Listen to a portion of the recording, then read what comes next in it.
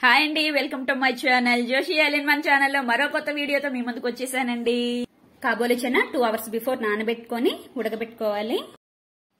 2 ఉల్లిపాయలు తీసుకొని కట్ చేసి పెట్టుకోవాలండి. వెల్లుల్లి రెబ్బలు 6, అల్లం చిన్న ముక్క తీసుకోవాలి. 1 స్పూన్ జీలకర్ర తీసుకోవాలి. 6 వరకు 6-7 నుంచి ఎండుమిరపకాయలు తీసుకోవాలి.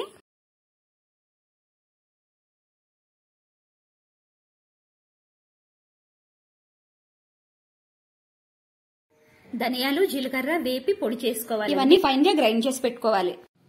ముందుగా స్టవ్ వెలిగించి ప్యాన్ పెట్టి ఆయిల్ బాగా కాగిన తర్వాత పోపు దినుసులు వేసి కరివేపాకు కూడా వేసి బాగా ఫ్రై.